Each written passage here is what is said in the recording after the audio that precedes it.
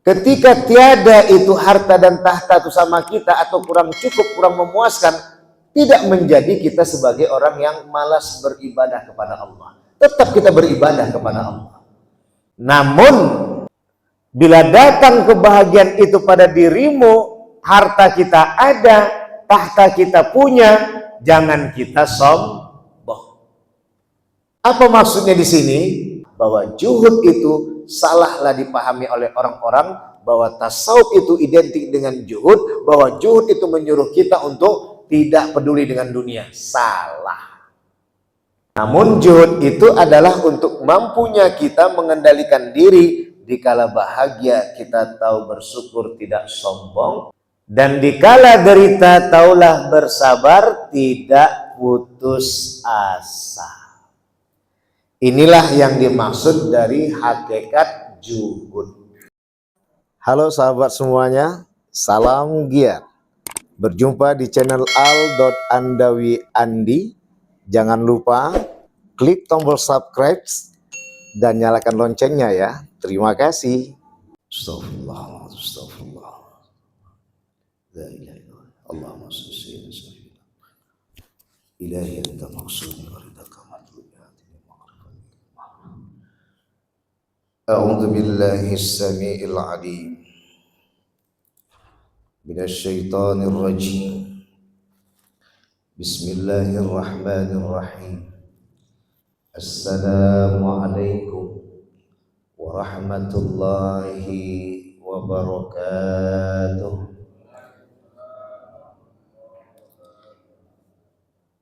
Alhamdulillah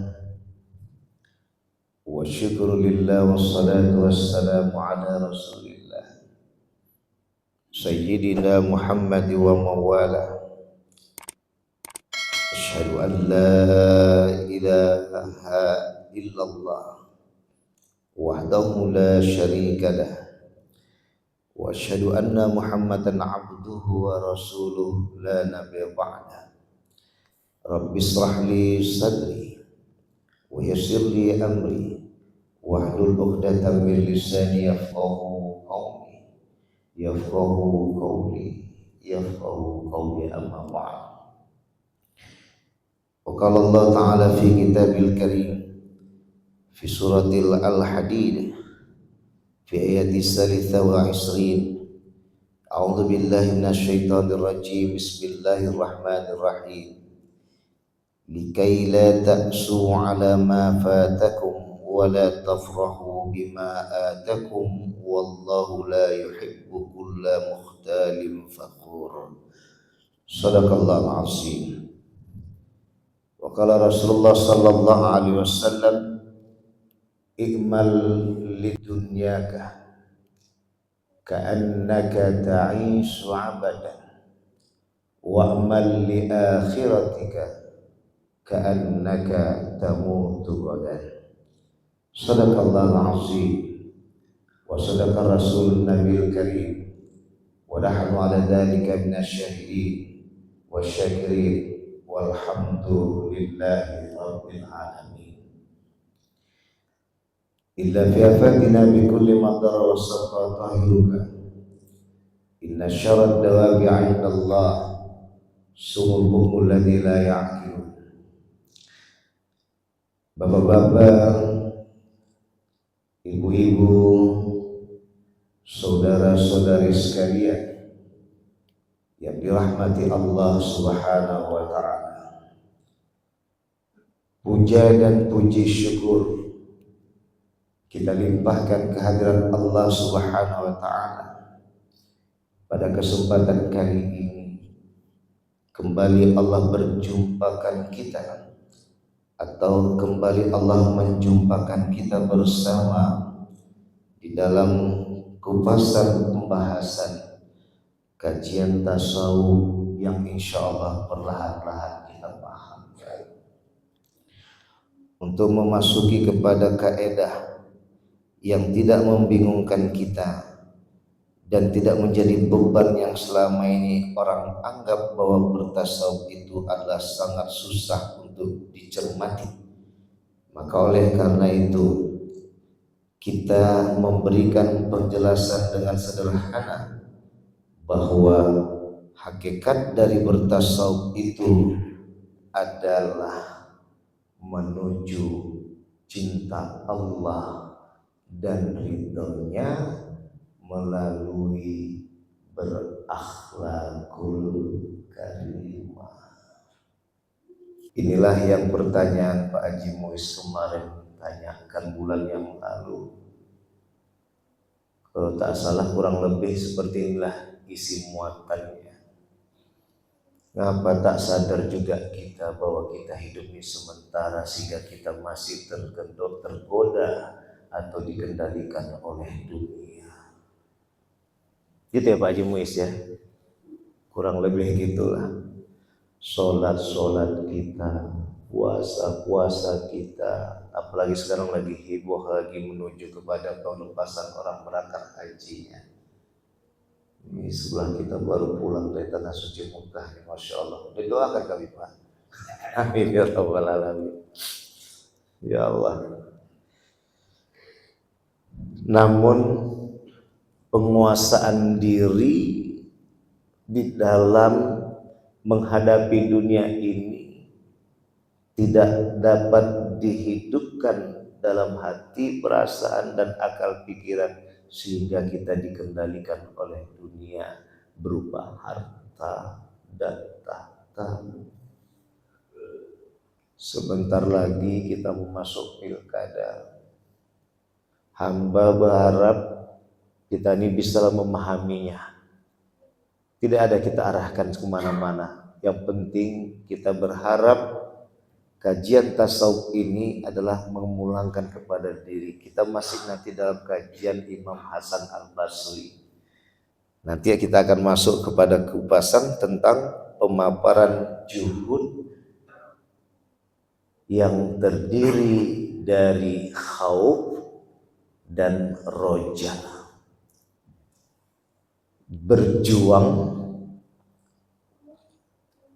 dengan iman kita yang berisi dengan akan hati, perasaan, dan akal pikiran untuk mampu menjadikan akhirat di atas dunia.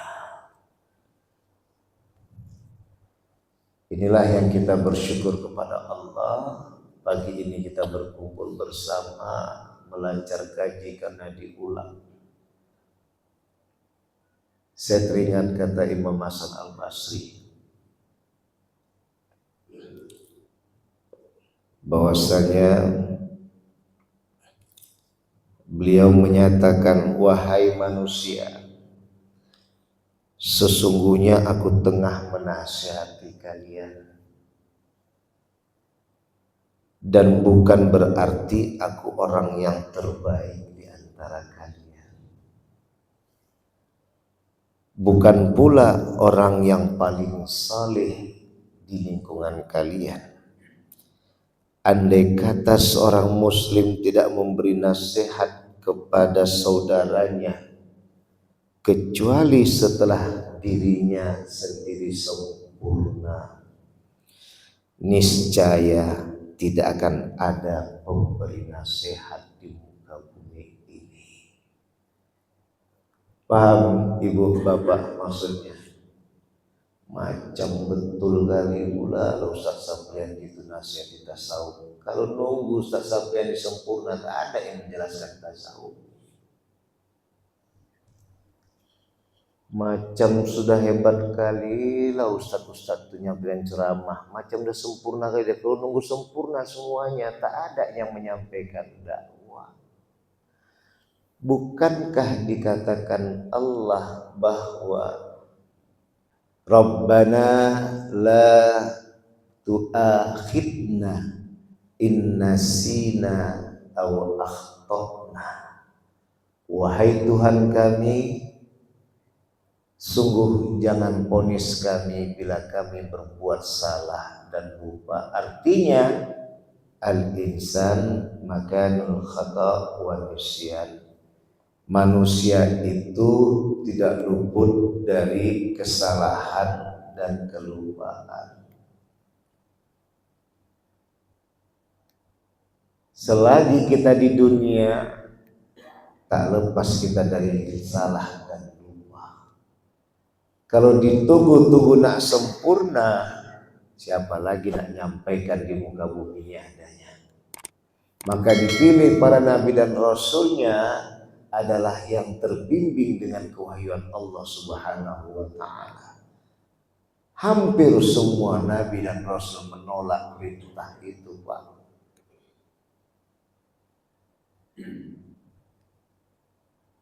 Cuma tidak. Di antaranya lihatlah kisah Nabi Nuh. Semalam saya tengok di salah satu medsos, jumpa situsnya, istrinya jadi patung, masih ada sampai sekarang, tinggi. Ketika waktu ia mau menyelamatkan diri, maka di saat itu ia pun berubah menjadi batu. Kan'an, satu istri yang durhaka, tambah anak pun durhaka.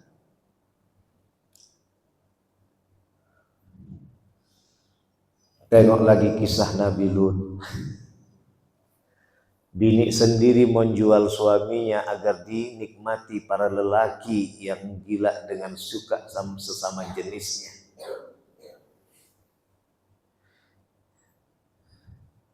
Kejadian sekarang Pak Ustadz, jadi tapi bukan sama jenis, tapi mungkin bisa ada juga. Hanya gara-gara untuk perusahaannya biar berkembang atau dia dapat meja dalam jabatan, maka dia jual bininya.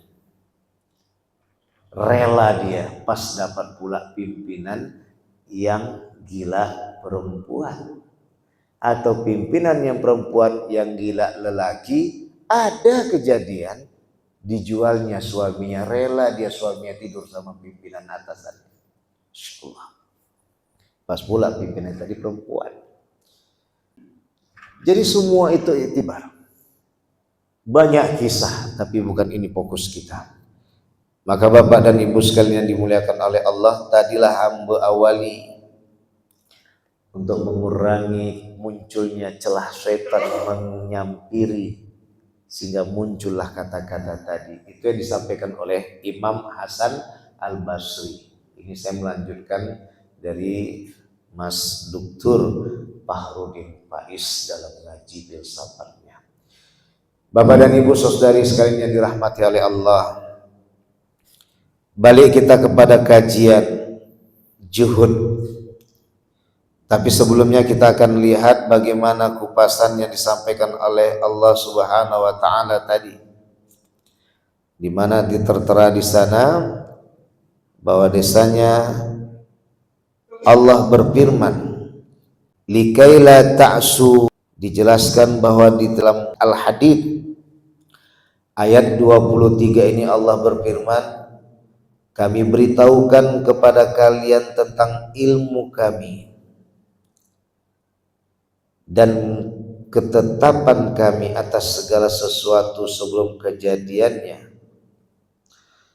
Maka di sini kami jelaskan yang demikian itu supaya kamu jangan berduka cita, likaila ta'su, terhadap apa yang luput dari kamu, alama fatakum wala tafrahu bima atakum, janganlah kamu bangga dan bahagia dengan apa yang telah menghampiri dirimu. Apakah itu berupa harta, apakah itu berupa tahta. Dan janganlah kamu berduka cita dengan apa yang telah hadir dalam dirimu, hilangnya orang yang kita cinta, atau tak lagi berada harta dan tahta pada diri kita, kan duka cita. Jadi bagaimana kajiannya? Balikkan kepada inna lillah wa inna ilaihi rajiun.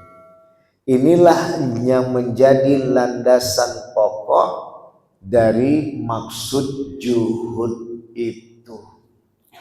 Jadi kalau ada yang mengatakan ketakutannya dia dengan tasawuf disebabkan kepada kupasan bahwa tasawuf itu menyuruh kita untuk benci kepada dunia, salah. Sebagaimana yang dinyatakan dalam surah Al-Hadid ayat 23 tadi adalah inti muatannya, sebagaimana disampaikan oleh Ibnu Katsir, adalah pengendalian diri. Mengendalikan diri kita dikala berduka cita kita, hilang harta kita, hilang tahta kita. Ibnu Katsir yang menyampaikan dalam tafsirnya, berduka cita yang sekarang ini Pak Haji udah berkurang kali Pak Haji sekarang pengumuman itu dengan kalimat cita di belakang, berita duka. Jadi terakhir banyak egois kita ini. Egois kita aja yang diikutkan, kita sedih ketika ditinggal oleh orang yang kita cinta dari muka bumi ini. Tapi tak pernah kita melihat bahagianya orang yang pergi meninggalkan kita, karena pertama kalau dia sakit, telah berakhir sakit yang dia rasakan selama bulan, tahun, bertahun-tahun. Itu tak pernah kita rasakan. Kalau kita datang, kita nengok, kita sehat, mak, udah mak, belum ada pada perkembangan mak. Tapi bagaimana si emak tadi, sakitnya sengaja tak disampaikan kepada anaknya biar tak jadi pikiran anak dan menantu cucunya. Di saat itu dia pergi, citalah dia, bahagialah dia. Itu yang pertama. Yang kedua, citalah dia, bahagialah dia ketika jumpa kepada Allah Subhanahu wa Ta'ala. Ini maaf Pak, udah hampir setengah tahun ini kampanye saya terus ini. Minta izin saya kalau ada guru yang mengembangkan ini sampai menjadi kalimat berita duka. Ya baru sekarang di mana nih? Padahal ada hadis yang menempatkan tentang duka cita. Itu gak bisa dipisahkan. Lihat tadi Quran yang tadi surat Al-Hadid ayat 23. Kalaulah datang hal yang berduka cita, itu Ibnu Katsir yang menyampaikannya. Kalaulah datang hal yang berduka cita pada dirimu, jangan kau dalam keadaan berputus asa. Dan kalaulah datang hal yang membanggakan diri kita semuanya, janganlah engkau sombong. Yang pertama adalah menandakan bahwa, kalau bahasa lurusnya, ketika tiada itu harta dan tahta itu sama kita, atau kurang cukup, kurang memuaskan, tidak menjadi kita sebagai orang yang malas beribadah kepada Allah. Tetap kita beribadah kepada Allah. Namun bila datang kebahagiaan itu pada dirimu, harta kita ada, tahta kita punya, jangan kita sombong. Apa maksudnya di sini? Masuklah pada surah Al-Qasas ayat 77 tadi. Wabtaghi fima atakallah darul akhirah wa la tansa nasibaka minad dunya. Segeralah urusan akhirat, tapi jangan lupa urusan dunia. Inilah yang kita harus pahamkan. Pertama, bahwa juhud itu salahlah dipahami oleh orang-orang bahwa tasawuf itu identik dengan juhud, bahwa juhud itu menyuruh kita untuk tidak peduli dengan dunia. Salah. Namun juhud itu adalah untuk mampunya kita mengendalikan diri dikala bahagia, kita tahu bersyukur, tidak sombong karena punya harta dan tahta, hingga akhirnya kita berbuat dengan sesuai hukum Allah, keadilan merata, tidak suka-sukanya membuat hukum seenak edewe, membuat orang menjadi sengsara dengan harta dan tahtanya. Ya kasihkan duit tapi ya hina yang dia kasihkan itu. Ya berikan jabatan tapi dia minta untuk melakukan sesuai dengan kepuasan dia, bukan sesuai dengan kebahagiaan hamba-hamba Allah yang lain yang diciptakan dan makhluk Allah yang lain yang diciptakan, baik itu muslim maupun non muslim, harus adil menerima kesejahteraan dengan tahtanya. Ini yang dimaksud tadi, dikala bahagia tahu bersyukur, tidak sombong. Ini juga disampaikan oleh Syekh Abdul Qadir Jailani di dalam tafsirnya, tafsir Jailani Quran surat At-Taghabun ayat 11. Bahwa musibah itu adalah bahagia dan derita. Dan dikala derita taulah bersabar, tidak putus asa. Inilah yang dimaksud dari hakikat juhud. Bapak-bapak dan ibu-ibu sekalian dirahmati oleh Allah, masuk kita kembali kepada kajian Imam Hasan Al-Basri. Jadi Ustadz, juhud itu bagaimana menurut Imam Hasan Al-Basri?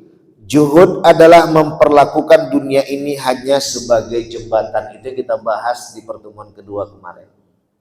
Ini pertemuan keempat ya. Bahwa juhud itu melakukan dunia ini hanya sebagai jembatan. Ini kita kutip dari Mas Dr. Farudin Faiz, teman saya di IAIN Sunan Kalijaga Yogyakarta pas waktu tahun 90-an kuliah bersama di sana. Sebagai jembatan yang sekedar untuk dilalui dan sama sekali tidak membangun apa-apa yang di atasnya. Jadi orang yang berjuhud itu orang yang melihat dunia itu hanya tempat lalu lalang. Artinya kalau bapak dan ibu saya berlalu lalang di muka bumi ini, kalau tak ada modal, payah berlalu lalang. Miliki modal itu. Maya modalnya, harta dan tahta itulah. Silakan Pak Haji Muiz mempunyai kekuasaan. Silakan. Silakan Bapak Haji juga memiliki harta yang banyak. Silakan.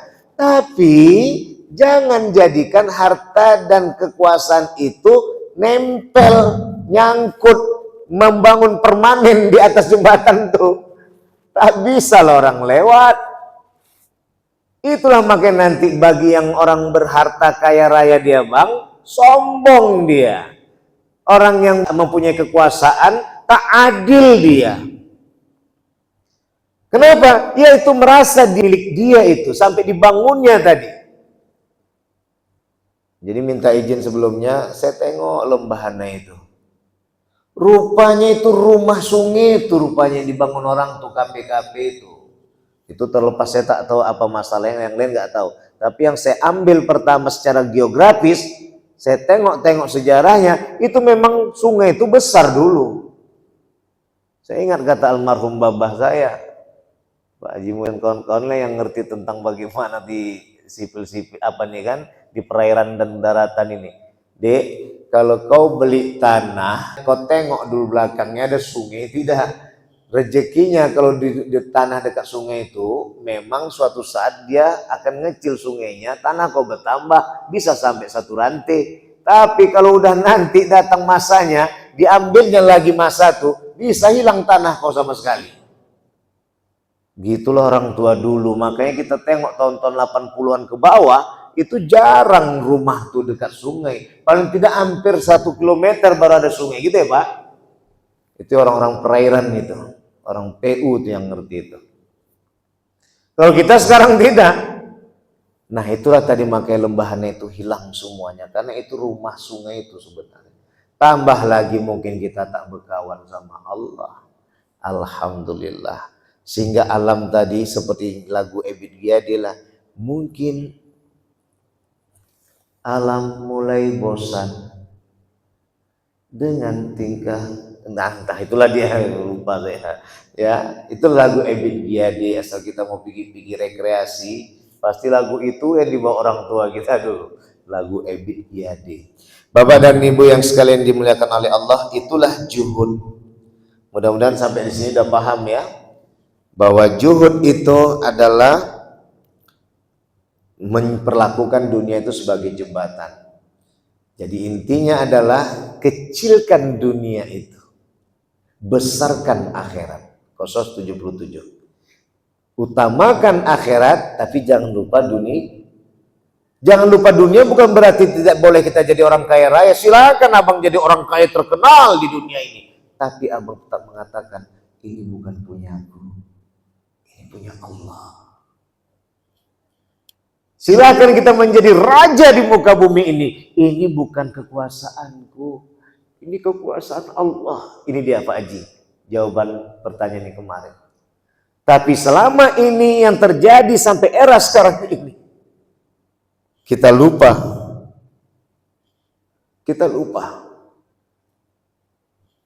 Ini tinggal nanti ada ujian lagi ke depan, pilkada. Bapak dan ibu buktikanlah pada diri bapak ibu sendiri, Buka hati itu. Jangan tunggu-tunggu ibu banyak ilmu. Yang penting hati dan bapak sekalian itu punya cahaya. Gak perlu pakai tinggi-tinggi ilmunya. Gak perlu harus sampai mempunyai ma'rifat yang luar biasa. Tengok aja dengan diri ini, layakkah itu kupilih. Tapi jangan tengok lembaran biru dengan lembar merahnya. Gagal lah bapak mau lihat hati itu dalam diri. Ini kayak kajian Pak Haji tadi. Sholat dia Ustaz. Puasa dia, tapi tak bisa mengendalikan dirinya, serakah tadinya. Maka Imam Hasan Basri membagi zuhud itu pada 3. Yang pertama adalah zuhud fardun itu artinya pada diri yang diwajibkan, wajib bagi kita. Apa itu? Meninggalkan hal-hal yang haram. Itu udahlah semuanya. Orang tauhid, orang fikih pun melaksanakan itu.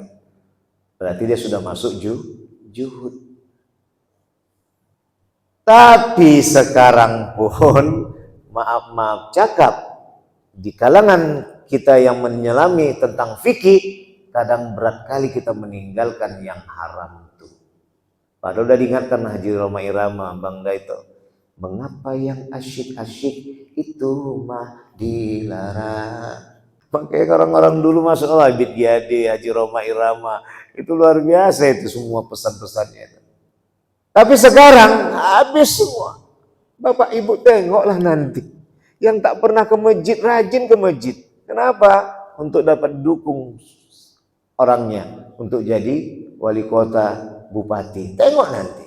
Yang untuk menjadi gubernur. Tak pernah pakai peci dia. Tak pernah pakai selendang, tak pakai selendang dia. Tak pernah nyantuni orang miskin, nyantuni dia. Disitulah nanti terlihat. Maka Bapak tanya lagi pada diri Bapak. Kalau tanya sama saya, mana Ustaz? Saya tak tahu. Bapaklah tengok sendiri.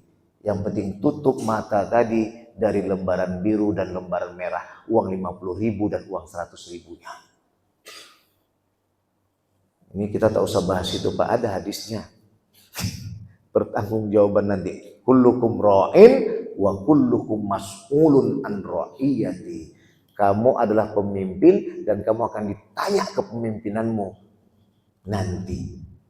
Bagaimana kita mengatakan itu kita ambil enggak ya? Itu kita tidak ambil enggak ya? Kita ambil, rupanya salah orangnya. Dipertanyakan Allah nanti di akhirat. Jangan kita rasakan bahwasanya kita ini hidup di dunia ini aja Pak. Itu dia. Baik itu zuhud fardun.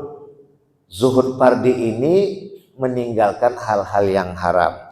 Yang kedua dikatakan oleh Imam Hasan Basri adalah yang kedua dengan zuhud fadl. Zuhud yang fadl ini meninggalkan hal-hal yang halal. Walaupun itu halal untuknya karena kehati-hatian ia meninggalkannya. Inilah yang disalahpahami orang. Zuhud fadl inilah yang dijadikan orang sebagai senjata untuk menyerang tasawuf. Dan yang dipelopori oleh Imam Hasan Basri itu kata orang. Apa dia tadi? Meninggalkan hal-hal yang halal. Padahal maksud Imam Hasan Al-Basri, kalau Pak Ustadz Anto tadi sudah mempunyai mobil, ya kan? Pak Ustadz Anto tadi mempunyai banyak uang lagi untuk beli mobil yang kedua, ketiga, keempat, karena uang itu dari halal. Pak Haji juga tadi dapat uang itu dari halal, tapi dibelikan tadi. Cuman akhirnya ia hati-hati. Salah, enggak salah, tapi dia berpikir ini kedepannya bahaya nanti ini. Kalau tak bisa mengendalikan diri, jadi orang serakah aku nih. Inilah yang terjadi sekarang ini. Uang-uang aku kok, kukerjakan semua halalnya. Tabungan aku kok, mana ada yang haram. Ku beli suka-suka lah. Akhirnya apa? Akan terjadi pertanggungjawaban. Dan disitulah muncul peperangan. Ketika itulah kita tidak peduli dengan jiran. Egois kita. Jadi sombong kita, jadi serakah kita. Inilah yang sebenarnya kehati-hatian yang dimaksud untuk meninggalkan yang halal tuh. Sama contohnya seperti kita makan Pak. Makanya kata Rasulullah, makanlah sebelum lapar, berhentilah sebelum kenyang. Itu dia Pak. Tapi kalau sudah pas lagi lapar, wah memang enak aja makan tuh, tapi setelah itu awak susah bergerak, bawaannya pun ngantuk karena kekenyaan, terakhir tadi rusak pencernaan kita karena pasti sudah ketiduran, di saat itulah rusak pencernaan kita. Maka dalam ini Bapak dan Ibu yang dimuliakan oleh Allah, sama itulah tadi, yang kita makan tuh halal, yang kita dapat dari uang halal, tapi karena kita makan tadi terlalu banyak pas masa lapar, maka di saat itulah muncul kaji merusak dari makanan yang halal tadi gara-gara keserakahan kita. Itu makanya kita selalu diajarkan dalam buka puasa di bulan Ramadan, satu hidangan semua penuh, halal semua tuh. Tapi terakhir cuma berapa potong yang kita makan langsung alhamdulillahirabbil alamin. Allahumma laka sumtu wa bika amantu wa rizqika aftartu bi rahmatika ya rabbal alamin. Akhirnya mubazirlah tadi itu. Ada yang dimakan dipaksa-paksanya, lembong sholat maghribnya. Tak pergi dia ke masjid silaturahim untuk sholat isya berjemaah, apalagi sholat tarawih. Gara-gara apa? Kekenyangan, terlentanglah di rumah. Inilah dia tadi yang dimaksud tadi. Ternyata latihan zuhud fadl itu sudah kita amalkan di saat kita berbuka puasa di bulan suci Ramadan. Nanti abang bisa ngerasakan tuh ada suatu masa Allah akan kasih. Ketika ditanya bini abang nggak tahu lagi jawab apa kesukaan abang. Itu biasanya orang-orang yang suka bertarekat. Saya bilang sama istri saya, abang tak tahu dik sekarang kesukaan abang apa. Kalau udah kata Allah nanti itu pemakan, itulah baru ku bilang.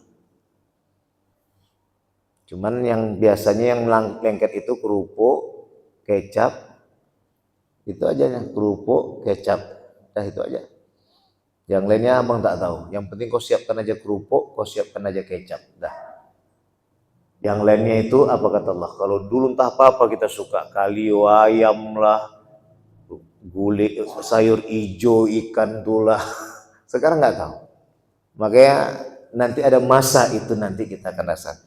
Bapak dan Ibu yang dimuliakan oleh Allah, yang ketiga kata Imam Hasan Basri adalah zuhud as-salamah, meninggalkan hal-hal yang syubhat, tidak jelas kehalalan atau keharamannya. Misalnya Bapak dan Ibu pergi tempat rekreasi yang mayoritas penghuni kampung itu adalah non-muslim.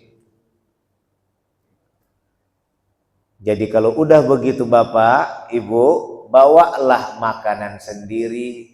Kita datang rekreasi untuk membuat hati perasaan kita dekat pada Allah, akal pikiran kita nyaman berpikir akan ciptaan Allah. Karena di tempat orang itu pula banyak yang cantik-cantik, tak usah hamba sebutkan, udah tahu semuanya itu.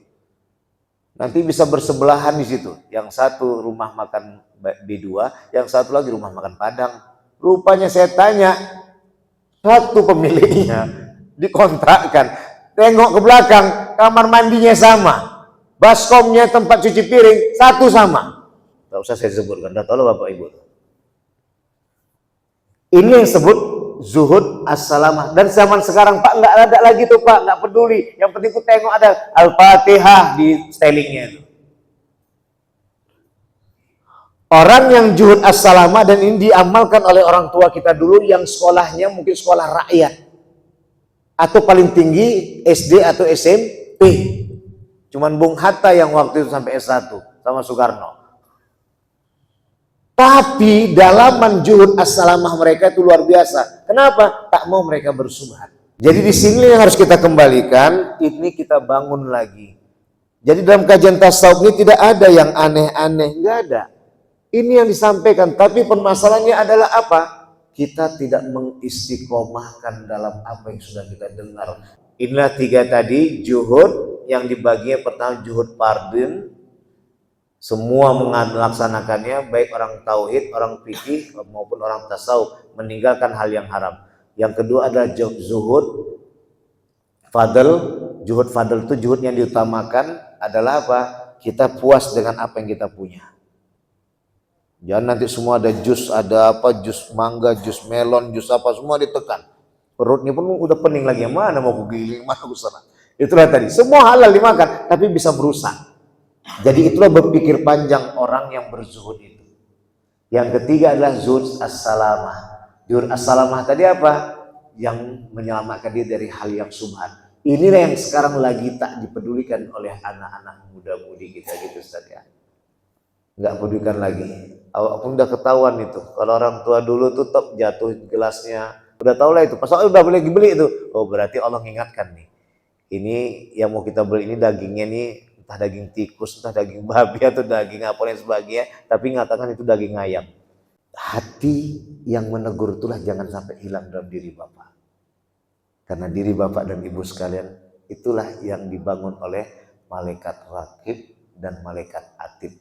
Itu bagi kita assalamualaikum malaikat raqib warahmatullah, baru jemaah kanan kita. Assalamualaikum malaikat atid, baru kita jemaah kita berikan selamat. Pak, Ibu, inilah yang menghidupkan agar hadam kita masuk Islam. Jangan lupakan malaikat raqib pencatat kebaikan dan malaikat atid pencatat keburukan. Ini sahabat karib kita. Kalau udah ini kita tidak pernah pedulikan, setan akan masuk di syahwat kita dan akan mengendalikan kita, membuat kita lupa pada Allah Subhanahu wa taala. Mudah-mudahan kajian ini dapat menjadikan kita bersama. Jenis-jenisnya nanti kita akan masuk kajian pada zuhud tadi adalah khauf dan roja. Bulan depan insyaallah kita akan kupas khauf dan jenisnya, roja dan jenisnya, masih dalam Imam Hasan Al-Basri. Subhanakallahumma bihamdika asyhadu an la ilaha illa anta. Pada Allah saya mohon ampun, para bapak dan ibu sekalian saya minta maaf. Wallahu muwaffiq ila aqwamit thoriq. Wassalamualaikum warahmatullahi wabarakatuh.